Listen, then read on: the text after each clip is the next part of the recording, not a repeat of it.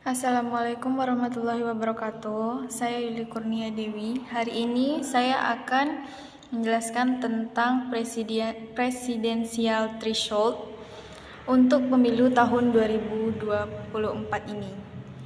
Presidensial threshold adalah ambang batas perolehan suara yang harus diperoleh partai politik dalam suatu pemilu untuk dapat mengajukan calon presiden. Artinya, presidensial threshold menjadi syarat bagi seseorang untuk dapat mencalonkan diri sebagai presiden atau wakil presiden di dalam pemilu atau pemilihan umum. Pasangan calon diusulkan oleh partai politik atau gabungan partai politik peserta pemilu yang memenuhi persyaratan perolehan kursi paling sedikit 20% dari jumlah kursi DPR atau memperoleh 25% dari suara sah nasional dalam pemilu anggota DPR sebelum pelaksanaan pemilu presiden dan wakil presiden. Presidensial threshold diterapkan dalam pemilu 2004, 2009, dan 2014. Pemberlakuan presidensial threshold 20% pada Pilpres 2014 dan 2019 dinilai negatif telah menimbulkan dampak negatif. Adapun dampak negatifnya sebagai berikut. Yang pertama, pilihan calon presiden dan calon wakil presiden semakin terbatas. Yang kedua, banyak tokoh bangsa yang layak menjadi pemimpin tidak bisa dimajukan dalam Pilpres. Yang ketiga, terjadi pembelahan atau polarisasi di masyarakat. Yang keempat, kondisi yang membahayakan terhadap harmoni, keutuhan dan kelangsungan NKRI. Ambang batas pencalonan di Indonesia masih terlalu tinggi, sehingga menutup peluang bagi banyak pilihan capres dan cawapres.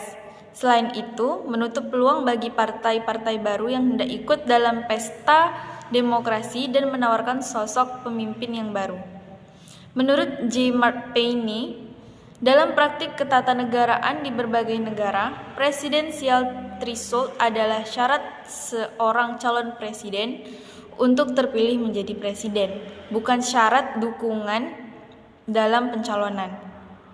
Misalnya, untuk terpilih menjadi presiden dan wakil presiden harus memperoleh dukungan suara di Brazil 50% plus 1, di Ekuador 50% plus 1 atau 45%, asal beda 10% dari saingan terkuat.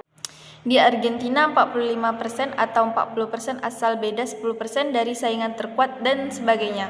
Di Indonesia, ketentuan semacam ini telah diatur dalam Pasal 6A ayat 3 dan 4 Undang-Undang 1945, yaitu pasangan calon presiden dan wakil presiden yang mendapatkan suara lebih banyak dari 50% dari jumlah suara dalam pemilihan umum dengan sedikitnya 20% suara di setiap provinsi yang tersebar di lebih dari setengah jumlah provinsi di Indonesia, dilantik menjadi presiden dan wakil presiden. Dalam hal tidak ada pasangan calon presiden dan wakil presiden terpilih, dua pasangan calon yang memperoleh suara terbanyak pertama dan kedua dalam pemilihan umum dipilih oleh rakyat secara langsung, dan pasangan yang memperoleh suara rakyat terbanyak dilantik sebagai presiden dan wakil presiden.